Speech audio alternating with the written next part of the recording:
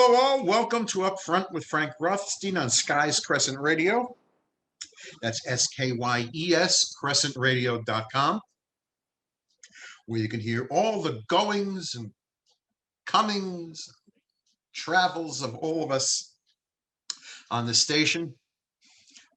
That doesn't sound too good, but it's pretty accurate. Sitting with me as always in her secret lair in who knows what state this week, running the permanent floating radio station in New York, is of course Jade Sabrick. Sitting in Jade's room is her medicine ball, which she's not sitting on today. I'm looking around because we're on Zoom with each other. We're looking. I see an open book. I don't see my name in that book, but that's a good thing, I guess. I see a pair of shoes. What else does she have there? There's something over her shoulder with the letter L on it. Is that a letter L? I get a kick out of this. On the table behind the shoes, I'm looking at some sort of a white framed object. Yes, people, you're listening to this nonsense. So this is what we're talking about today. And it looks like she added a couple of things to the bookshelf. This is Jade's update for the day. Okay, she's moving away from, like, I can't see anything on that wall then. Okay, that's good. Well, it's an interesting week. People are being celebrated. People are being canceled, whether they're real or not. Let's start with being celebrated. It was yesterday, celebration of women, Women's Day, celebration of women. There have been so many women in history. I get a kick out of people who celebrate anything. Anything, could be anything, could be men, women, dogs, puppies. There's National Lefty Day. I'm a left-handed guy, but no one celebrates me, but that's okay.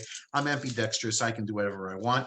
But when I see celebrations, a lot of times, especially when they're younger, people know what they know within their age range, within their lifetime. For instance, a perfect example for me would be, I'm a big boxing fan. If I ask people who are older than me, they'll tell you the greatest fighter who ever lived, greatest boxer, was Sugar Ray Robinson. I believe them. In my lifetime, since I never saw him, to me, the greatest boxer who ever lived is Roberto Duran. That's just an example. It's within my lifetime. But I like to look back a little bit in history, because obviously the first fighter who ever lived was not in my lifetime. Obviously, the first woman we celebrate was not in the lifetime of someone today, or even in my age range. I'm 57. There's somebody before that. I usually talk about one woman in particular because she is the reason you are hearing me out here today. And I always go back to Hedy Lamarr, the actress Hedy Lamarr. Hedy Lamarr is known primarily for her looks, her beauty, which was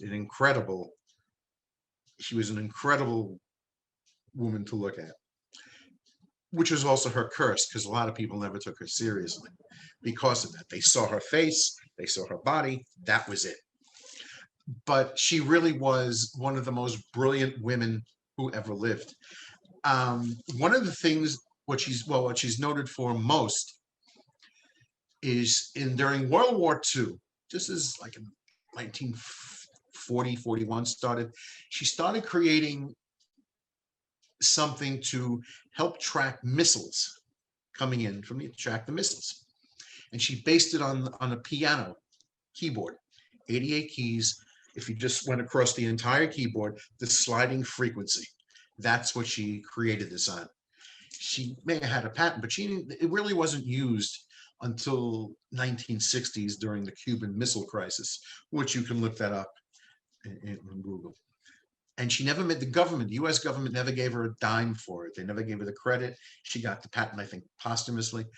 But she created, and that led to everything we do on the internet today. Wi-Fi, GPS, everything, which wound up going in your cell phone, which worked on data, where you can ping people and find them that way. Everything started because in the 1940s, Hedy Lamarr created this one device to track. And that was her biggest invention. She was also asked to help streamline jets. They used to have like a boxy look when they were flying. They were designed with like more of a squared look.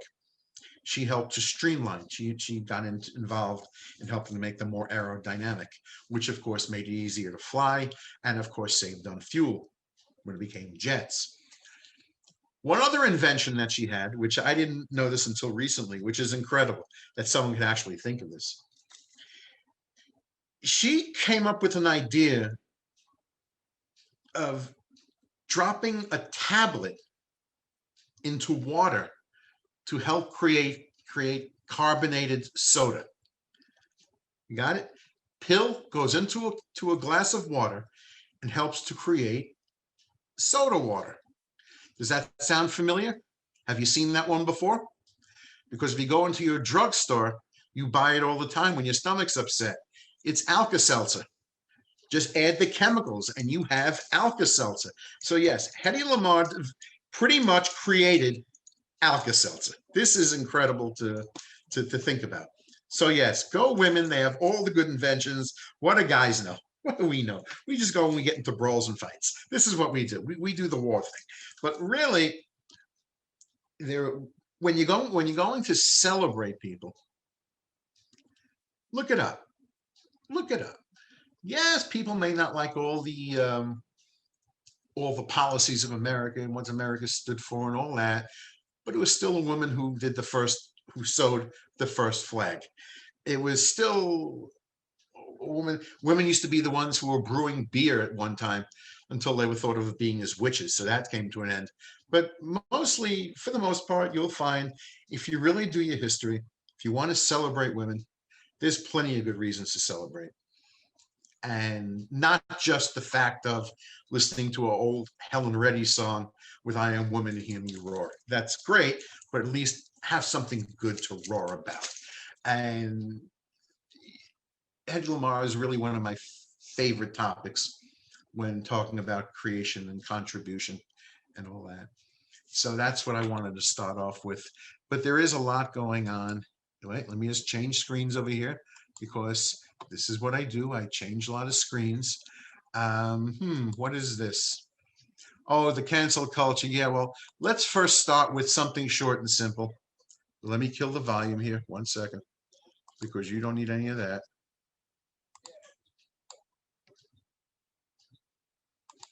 See that when I'm playing with my computer, things go wrong? I don't know if you heard that, but okay.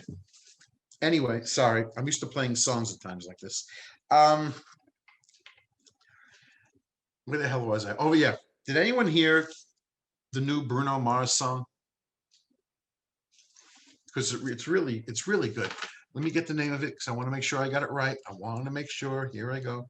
Where did I put it? Where did I put it? Where did I put it? Bruno Mars has a new song out called, what is it called? Why am I having such trouble? I'm sorry, people. I'm not really focused at this.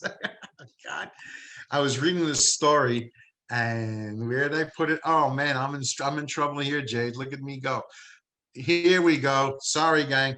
Here we go. And no, we're not editing this out. We're never going to go in there and try to glitch me out. No, there's going to be no sudden stoppage. It happens. Live happens, people. Musicians Anderson Paak, Silk Sonic, and it's called Leave the Door Open.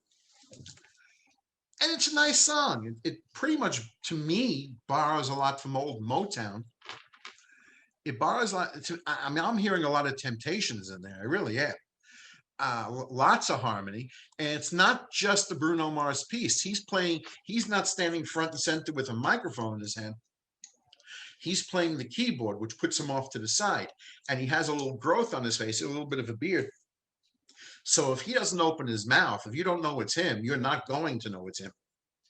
But what happened with this was, of course, it can only be on social media and Twitter, you know.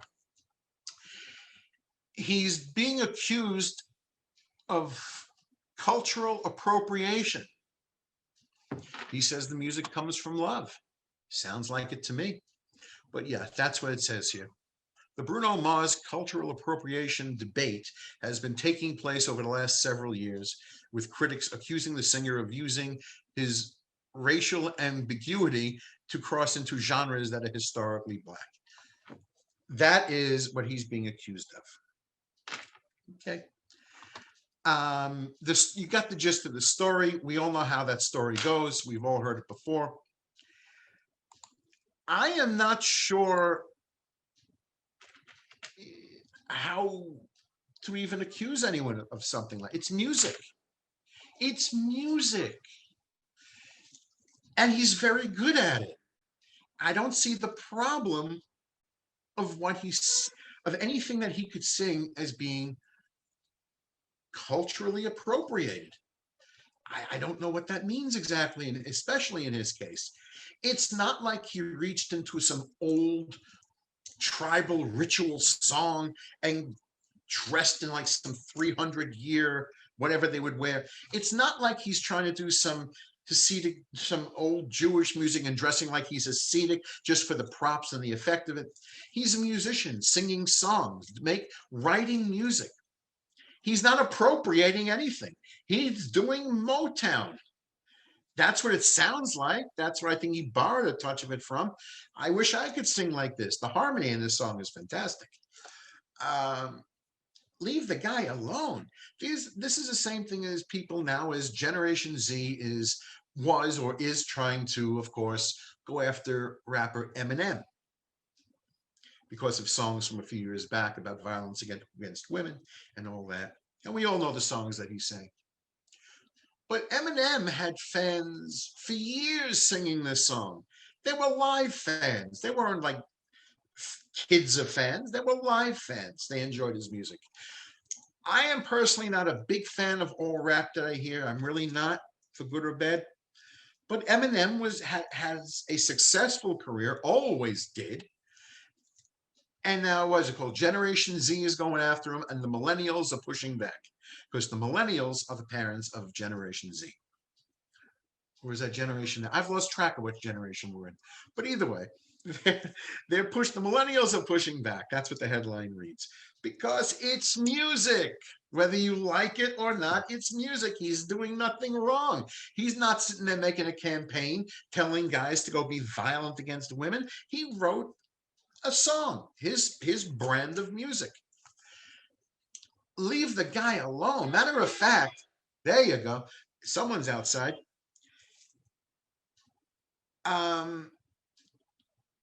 If you go into reggae, culturally reggae we know is Jamaican brand of music, predominantly performed by musicians that are Black. Yes.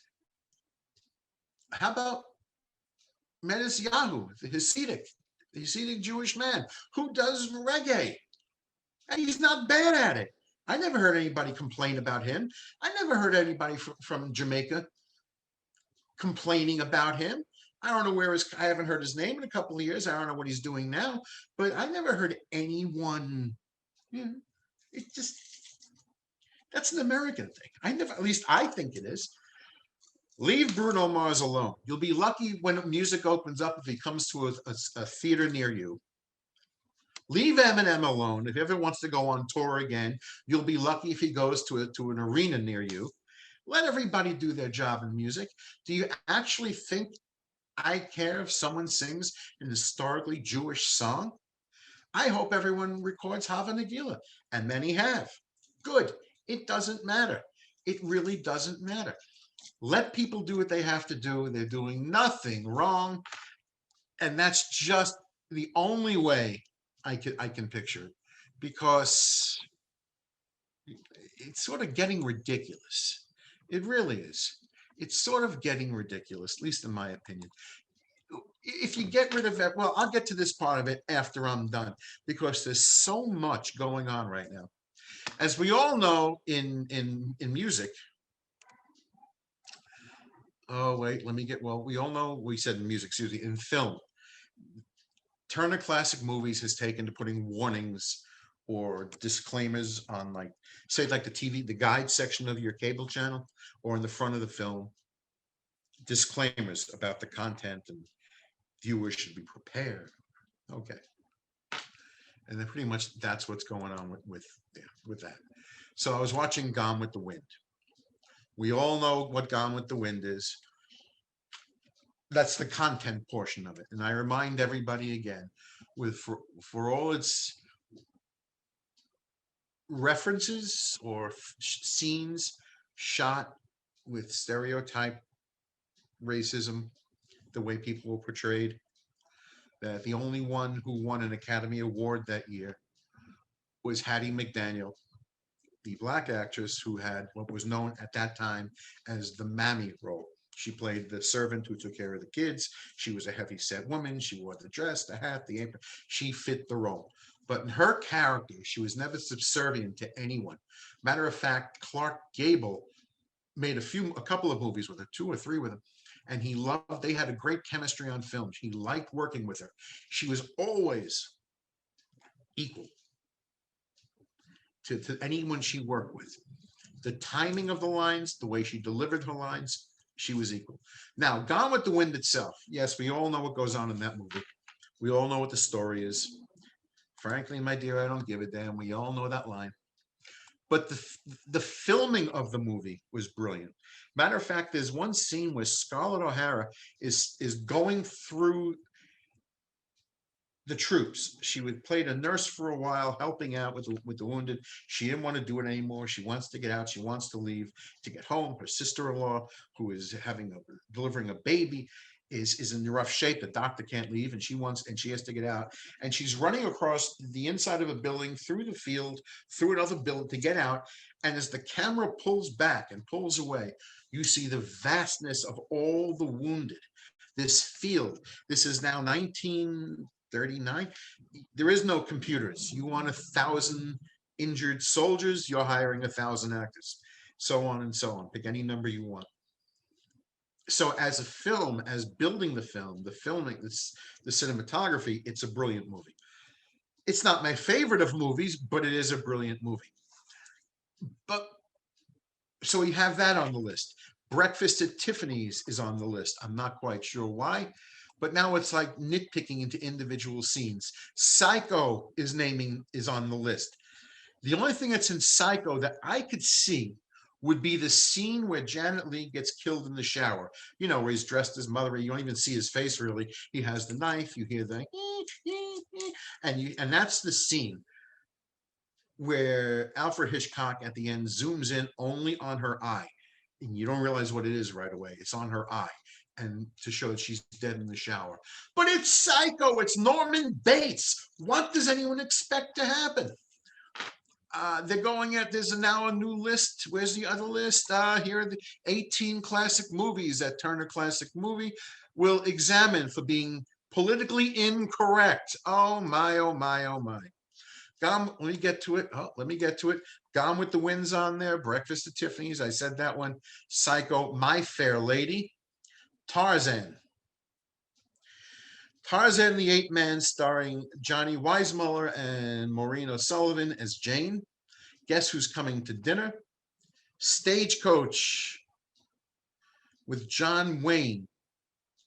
Yeah, there are Indians on horses. Yes, there are. Yes, there are. The Children's Hour. I'm not familiar with that one as well. Dragon Seed with Katharine Hepburn. Fred Astaire and Ginger Rogers in Swing Time.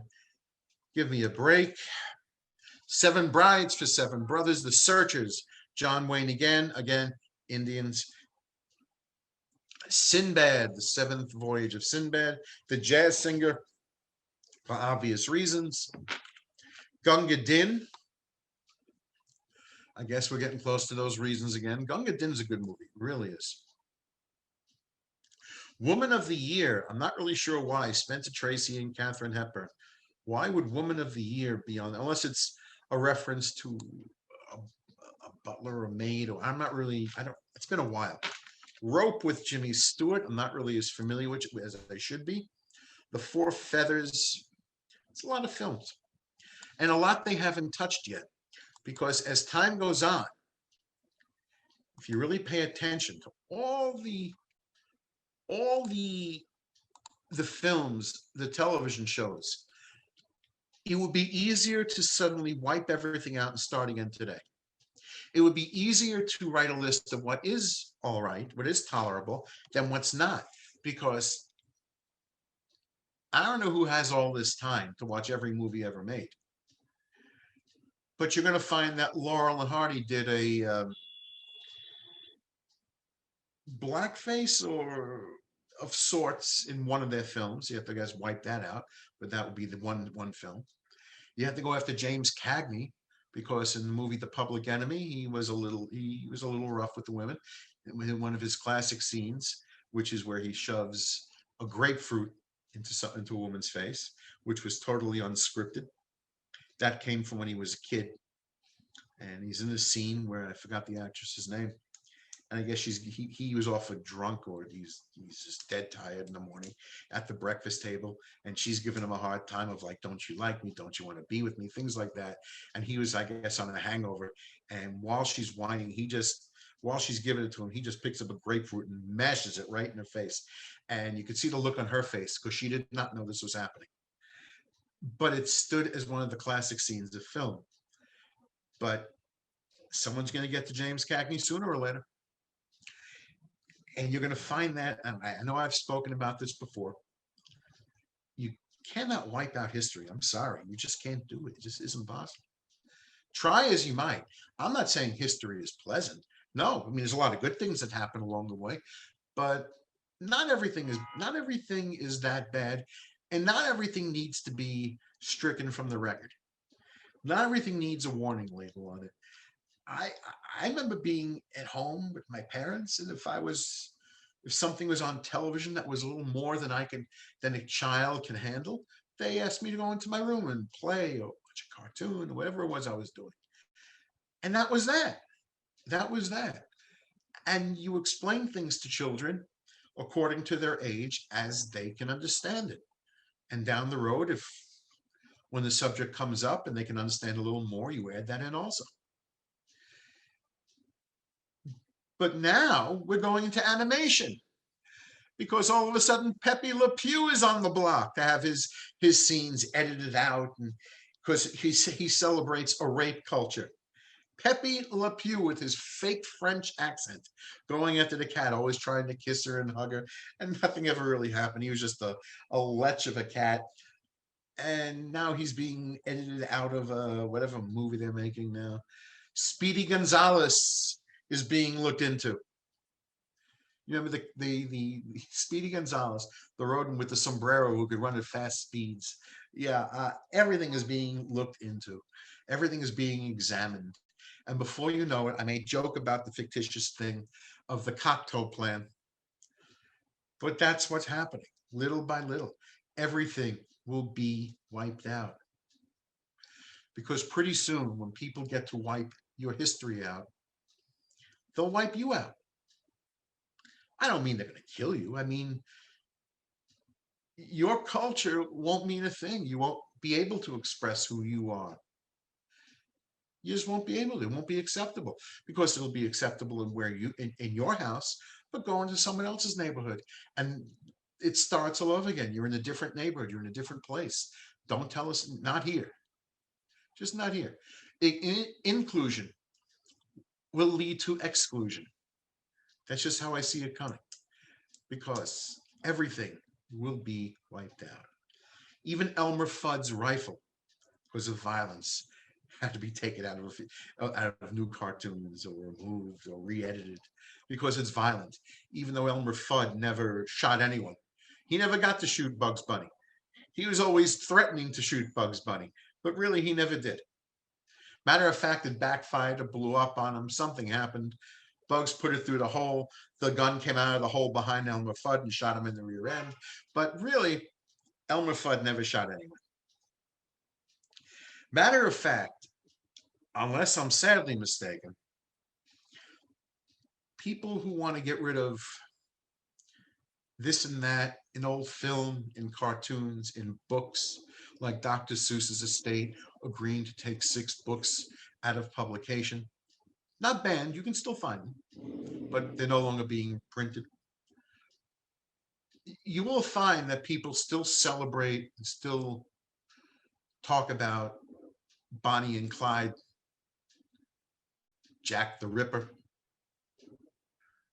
Dillinger, a number of historical figures that were horrible human beings. You can still talk about Jeffrey Dahmer. You can do a lot of things. You can talk about a lot of things. But yeah, people still worship Bonnie and Clyde as a great love story, even though really they were just sitting there shooting people and robbing banks. So be a little careful. If you're one of the people who want to exclude, who want to erase, banish, edit, censor, get rid of, or simply wipe the damn thing out, be careful what you wish for, as the cliche goes, because you just might get it. What else is going on? Let's see. Well, what did Disney Plus pull? Yeah, as I said, Disney Plus is pulling Peter Pan, Dumbo, Aristocats from their children's profiles of warning of stereotypes and negative depictions. All right. Same thing I was just talking about. Add 3 more to the list. It's just what's going on. And I just can't see the good of it. I don't see the end game of it, because at some point you have to say, sorry, I need a drink of water. This is going a bit too far. You know what I would like to see, just to keep things calling it down the line, and you've heard me say it before, if you're going to call it down the line, down the middle. I don't see anyone looking at those films from the 70s, the late 60s, very early to mid 70s, what used to be called blaxploitation movies. And there was really no such thing as blaxploitation. It was a phrase given to a genre of movie. But I don't hear any group saying that's not who we were. That's not who we are. Get rid of it. I don't hear that. Yeah, Richard Roundtree made a good-looking John Shaft. He had a great leather jacket, fantastic theme song. Matter of fact, Isaac Hayes wrote and performed that song on stage one night. He was wearing nothing but chains around his body. But I don't hear anyone reviewing these movies and saying, this is not who we are. Because pretty much it was in terms of like a cop movie, good guy and bad guy, it became the bad guys won in cinema, which is okay, good for a storyline. But there were so many of them, and I don't hear anyone talking about that in defense of their own race. I don't hear any of it. I'd like to hear some of it. That would show me that someone is calling it down the line. Someone is being fair in their assessment. I don't like this movie for this reason, and I don't like these movies for this reason. And that would be perfectly acceptable. At least then you have a certain fairness about it. That works for me. But we'll see what happens. The day is young. What else is going on here? What is this? Oh, let's get away from that subject for a little bit, because there's so many other things to talk about. Remember that guy who broke into Nancy Pelosi's office during the riots? He's saying it's not fair that he's still in jail. It's not fair. This is a guy who broke into her office, took something off her desk, left a quarter for it, put his foot up on her desk, and turned out had 11 or 12 Molotov cocktails in his truck. And this is in a federal building that he did all this. And now he's upset that he's still in jail. It's not fair. Oh well. And that's why some of these stories I laugh at. Richard Barnett, 60 years old, called in from jail for last Thursday's hearing, according to KTLA's sister station, KNWA, KFTA in Fayetteville, Arkansas. The U.S. District Court Judge Christopher R. Cooper suggested a continuance until May 4th, something that elicited an objection from Barnett. I've been here a long time, another month. It's not fair. You're letting everyone else out. I need help. Here's a better idea. Don't show up at the Capitol building with Molotov cocktails, breaking into the House Speaker's office, putting your foot up on her desk, telling everybody what a hero you are. That's one of the things I'm thinking about. Look at that. We're halfway done. I'm doing pretty good today. Look at me going. I'm talking like a maniac today. Not quite sure how many people agree with half the things I say, or most of the things I say, but I agree with me. What else is there? What else is going on in the world? Because there's so many. Well, I told you about Pepe Le Pew. Oh, man. California the other day came up with a bill that would ban boys and girls departments in stores. Excuse me. And it says big stores in California would have to get rid of separate boys and girls departments for toys and clothes under a new bill. The proposal would require stores with 500 or more employees to maintain undivided areas of its sales floor for childcare items, kids' clothes, and toys, regardless of whether an item has traditionally been marketed for either boys or girls. Okay, and that is, of course, according to legislation. The bill, which refers to unjustified differences in similar products that are traditionally marketed for either girls or boys, would also ban signs including specific items for girls and boys.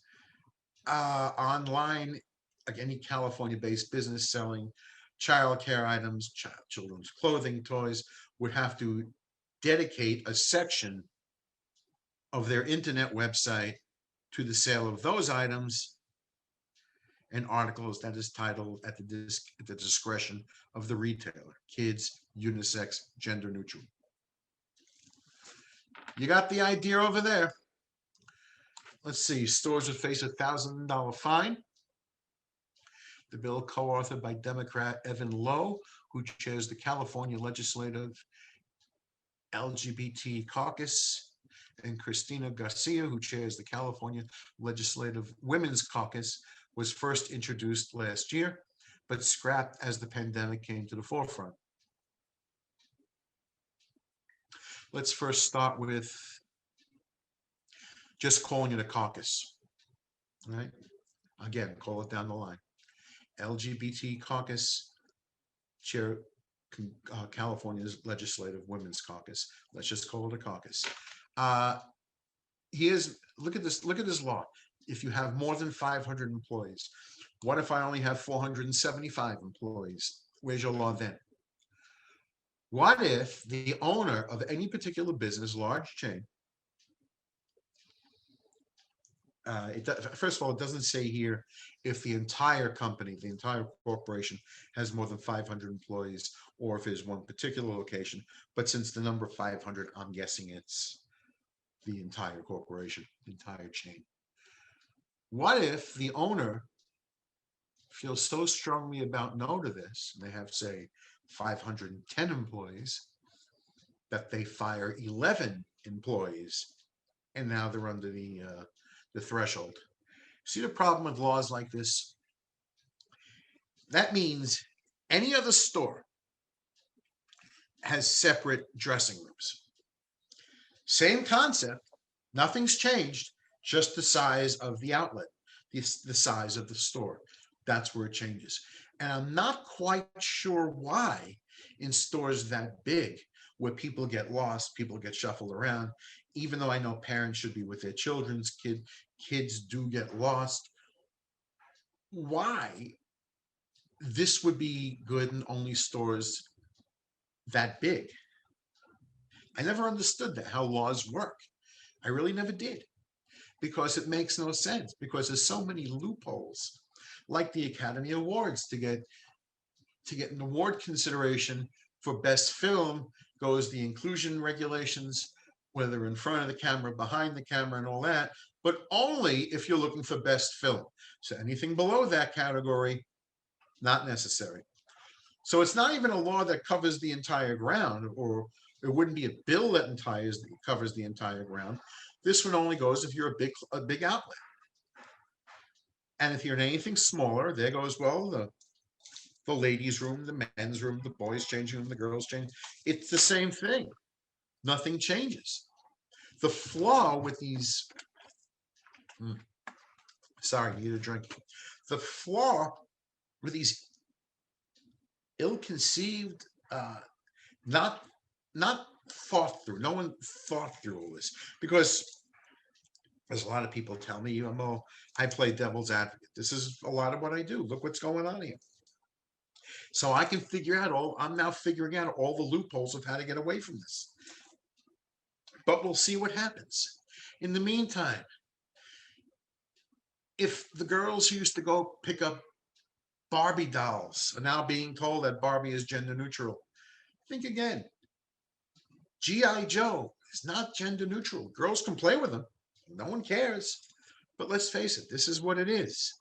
So unless you're willing to take out all these toys from the marketplace and creating only gender neutral toys, which is possible to do, just think of new toys, new dolls, new whatever, you're not going to fool anybody. You're just not. You're just going to redo the shelving. That's all. Move some hangers around. Just shift the stock around in your store. That's what's going to happen. And as far as the website goes, well, that's easy. They'll get their tech to put up a new section, and it won't make a difference either way. But since the little kids don't go shopping on the internet, especially 6 and 8-year-olds like that leaves it to mom and dad, and they already know better. So good luck with this. We'll see what happens. And as I say, things are usually a changing. What's going on over here? Oh, this one here. Here's a story. I don't know who thought of this, but this is a New York story. It came out on the 6th a couple of days ago. New York lawmakers want sex ed for kindergartners. Got that? New York lawmakers want sex education for kindergartners. It says, get ready for the latest woke wave in education, comprehensive sex ed for kids as young as 5. And that's thanks to a new bill in the state Senate. Legislation sponsored by Senator Samraji Brook, B-R-O-U-K, Brook. I never heard it pronounced. A freshman Democrat in Rochester would tie New York's health curriculum to standards written by left-wing interest groups that advocates sexual education for social change. And that would make those lessons mandatory statewide. Under the group's current standards, public and charter schools would have to teach 5-year-olds about gender identity and instruct 8-year-olds on hormone blockers to prevent puberty in transgender identifying preteens. Holy crap. Kids as young as 11 would get lectures on vaginal, oral, and anal sex. I am not kidding, people. I am reading this. Sex study, queer, two-spirit, asexual, pansexual, and other gender identities, and receive explicit instruction on the use of external and internal condoms, dental dams, and other contraceptives. This is what we're teaching children. This is the idea of what to teach children. Says here, according to Brock, I am greatly concerned about the unacceptability of high incidence of relationship violence, sexual harassment and assault, and online bullying in the society today.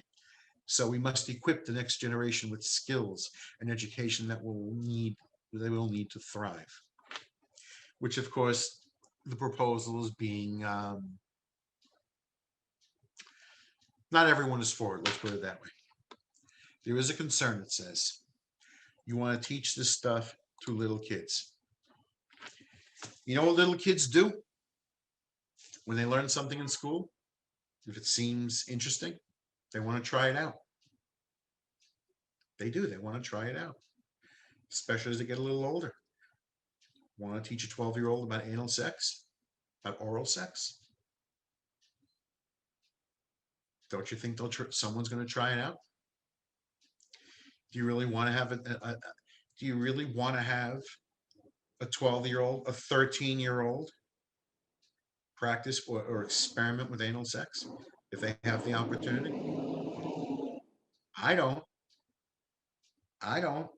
And I come from the world of adult entertainment. I don't. Because I promise you, whoever teaches this to them is not going to teach them all of it. They'll teach them what they think they have to know, but they're not going to teach them all of it. And it can get dangerous. It can get very dangerous with kids. Kids don't know. Little kids don't often know how to use a hammer, much less this is not. But I wouldn't let an 8-year-old start cooking me dinner. I wouldn't let an 8-year-old do a lot of things, a 12-year-old do a lot of things, because they're not prepared. They're not able to. They're not going to know. They'll learn how to use a condom at the age of 11, but they're not going to know what to think about. They're not going to know what to do, especially if something goes wrong. And I can see easily a lot of 13-year-olds out there with condoms that break, with girls getting hurt because guys don't know, because the boys won't know how to be gentle enough. The girls who won't know how to be gentle enough. I can see injuries happening all over the place. And if you want to find a way to screw up a kid in general, the best way I could think of is to not let them be a kid. That's one of the things I've learned. The most well-intended adults will find a way to screw up a kid. The most well-intended teachers, the most well-intended parents, any adult with the best of intentions will find a way, if left alone long enough, in how to screw up a kid. It's not what they wanted to do. It's just sometimes the way it turns out. When I was in public school, I forgot her name. I was fourth grade. We used to call her the smoking teacher. She would come in with a little suction pipe and a cigarette and teach us why we're not supposed to smoke with the filter inside the tube. And then she pulled this, it was like a giant glass syringe. And she would show what would happen to the filter as she kept on pushing and the plunger, and what happens to the color of the white filter as it now becomes yellow. I remember that. And I remember a lot of kids starting to experiment with smoking to see what it was like afterwards. Not that they would, I don't know if they would have done it anyway or not, but I remember that. Kids are curious. Leave them alone. Don't worry about whether your kid wins. Matter of fact, you're better off letting your kid lose a game and not making sure that they're all included in the winner's circle than you are telling them about anal sex before they get out of public school or the first year of middle school. Much better off. There's a reason why there's an under 18 disclaimer warning on so many different things, because it'll fall into the hands of kids, because kids think that this is the way it is. And that's not just with sex, that's not just with smoking. I don't know if kids understand or not, but this is not the way you fight, like you see in a movie. This is not the way people fight, really. But this is what they see in the movies, and this is what they're going to try. Professional wrestling is not real. Don't do it at home. How many different things have you heard? Do not try this at home or under a care of a professional. Yes, let's leave the kids alone. That's how I think about it. Teach them what they need to know, the way they need to know.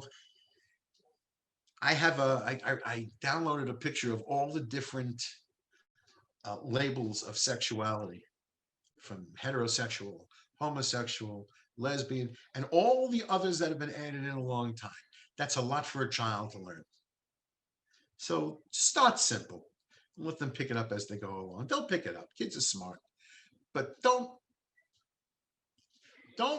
give them too much too soon. Let's put it this way.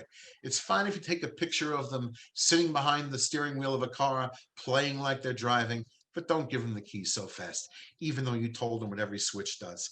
Don't give them the keys to drive so fast. It's dangerous. What else is going on? Oh, wow, we are coming up on the hour. Damn, I could ramble pretty good. Look at me go. Oh, sex ed for kids. Damn. Next thing is I'll be asking a 14-year-old to buy me a drink. Here's one I don't. Speaking of kids, in Texas, I got this on the 5th, just the other day. A Texas school under fire for Chivalry Day that had girls obey boys. Again, let's leave the kids alone, please. A Texas school is under fire after it organized a Rules of Chivalry Day and encouraged female students to obey any reasonable demands made by their male classmates.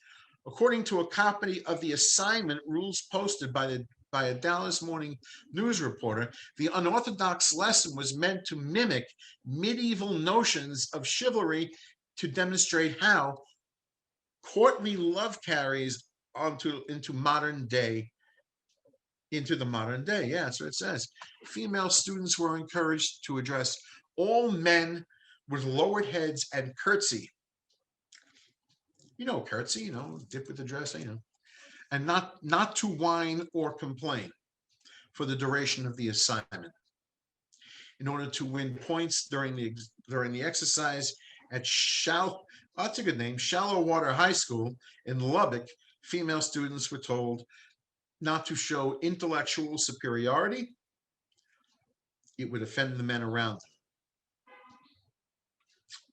Male students were also reportedly given advisories, including referring to girls as "milady" and showing courtly courtesy as they assist ladies who have dropped an article by picking it up for them. The classic thing of a lady drops her handkerchief, the man picks it up, so on and so on. Boys were told not to use vulgarity or complain, and to rise when women entered or exited a room. Twitter reactions varied, but most people found this unacceptable, no matter the intent. Yeah. Chivalry. It gets modified as time goes on. There is a such thing as chivalry. Yes. I will always hold the door for a woman. I don't mind if someone drops something. I'll be happy to pick it up if I'm near them, of course. No, I am not going to throw my jacket over a puddle so I can walk across when they can simply walk around the puddle. If I am with someone and there's trouble, yes, I will defend. I will defend the woman I'm with. Yes, I will. But at no time do I expect a woman to dumb herself down, not look me in the eye. I don't need anyone to curtsy. I don't need anyone to call me sir, whatever goes along with it. Yes, when I walk with a woman down the block, there's the old code of the male walks on the side. When you're walking down the sidewalk, the male walks on the side where the curb is. And there's a reason for that, if you don't know what the reason is. If there's an accident, if something happens coming up on the curb, you are protecting the person you're with. Yes, I will stand if a woman walks into a room. Yes, I will. I'm all for a lot of things that fall under good behavior. I do not expect women to curtsy or play dumb for me. Any of it. It's inappropriate. And I rarely use that word.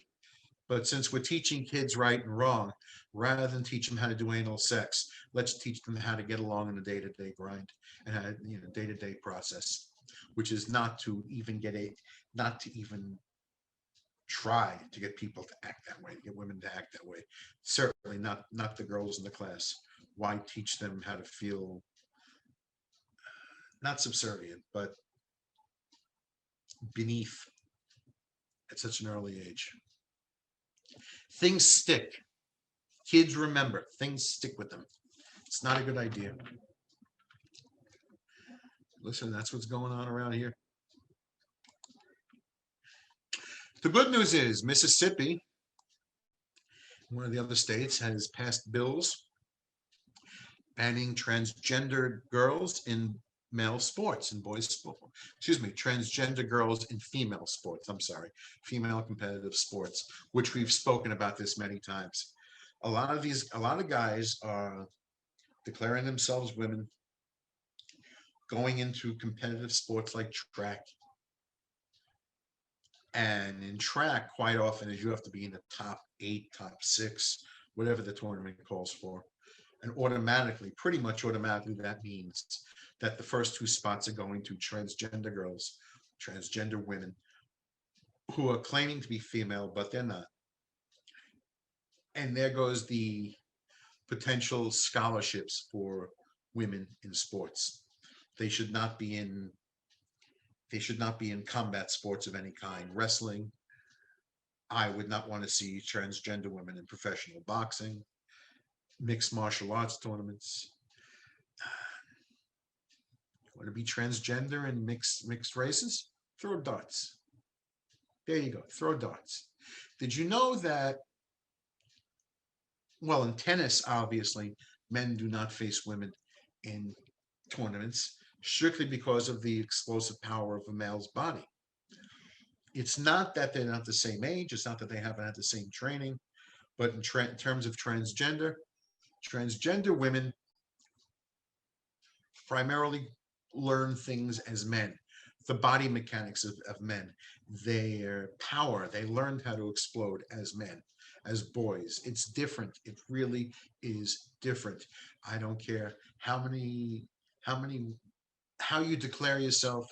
It doesn't matter if you have final surgery on the subject and change your body into a woman. You learn things as a male, and that is dangerous. There have been mixed martial arts fighters with cracked skulls because men were pounding on them. Excuse me, woman. And that is just how it goes.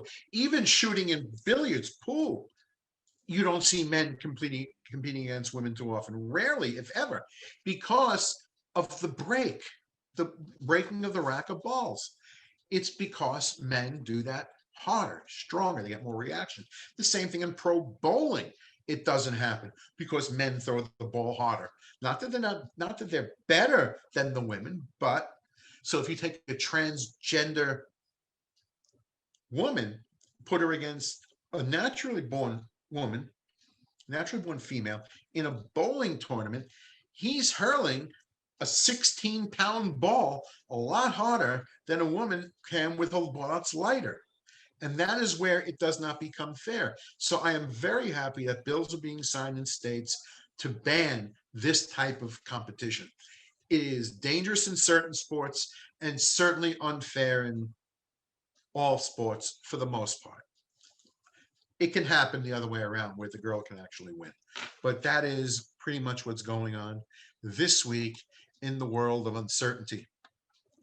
And it is now 5:55. Wow, look at us go. This hour is going fast. Well, I'm going to put my headphones on when I get off because I want to hear my 5 songs. That's what I'm going to do. I'm going to sing to myself, which could be dangerous to myself, but I'm going to listen to some music because there's been a lot of good ones out, and I'm enjoying some of them. I really am. I get a kick out of music. It keeps me sane. There are a lot of times when I really do turn my phone off and just put my headphones on. And especially if I can't sleep, I come out, put my headphones on, play something loud and obnoxious. And if any thoughts in my head are keeping me up, if they want to stay in there, good luck.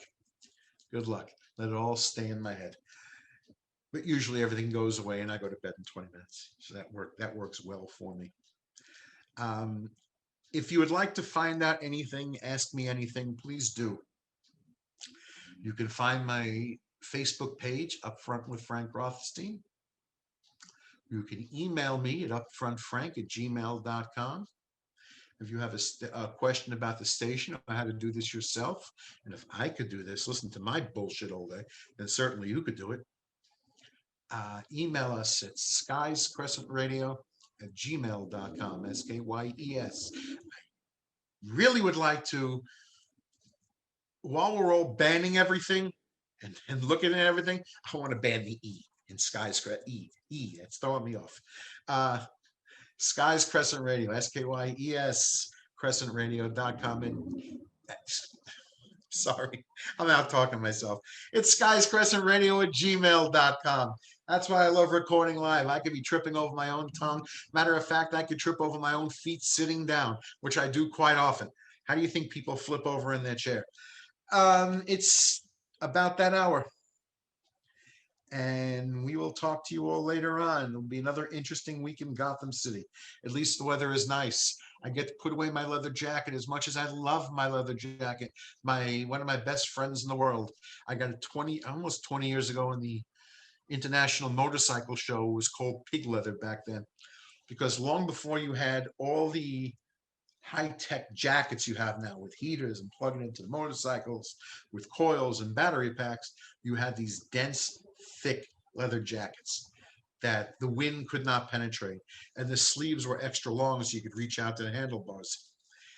And I really believe when I first got this jacket, because I have another one just like it, that when it was really at its thickest and its newest, you could have hit me with baseball bats and I wouldn't have felt it.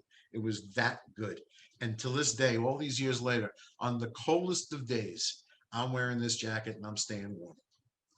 And that's what I'm going to do now. Put my jacket away, say goodbye to it for the season, and go out and get nice coffee. Jay, do you want to go for nice coffee? My treat. Listen, if it's chemically treated, well-preserved ice, I could do that. I'll drop some dry ice in it. It'll be frozen for a whole day. She's laughing. She's not talking, but she's laughing. Oh, God. Women are tough. Women are tough. I'm telling you. If guys communicated like this, she'd be slapping me in the face. I could tell you, I could see it coming. You'd like in Batman, you see like slap and like in a cartoon thing over my head. Oh, and by the way, speaking of the first topic I mentioned today before I leave, a side note on Hedy Lamarr. She is the template, the model of Snow White and Catwoman. I was reading this. I remember Snow White from last year. I didn't know about Catwoman. She is the template of what, when you see these characters in cartoons and in film, they based it on her look. I guess Wonder Woman is a more muscular version, because Wonder Woman would be about 8 feet tall in real life. But yes, black hair, attractive, beautiful woman. That's it. And that's where it all came from. So there you go. You want to celebrate someone? Punch up Hedy on your Google page. And all the other women you want to celebrate. I love celebration. Know why you're doing it. Know why you're celebrating. There's some good material out there. Good people to talk about. Find it out. I will see everybody next week. Until then, have a good week. I got my first vaccination shot. Jade's going for hers. The age range has been lowered to 60 years old. If you fall into that, if you have an underlying condition, if you can be creative with an underlying condition, go sign up and get it. No, I cannot make you put a needle in your arm and get it. I highly recommend it. With that, I leave you all. I say good night.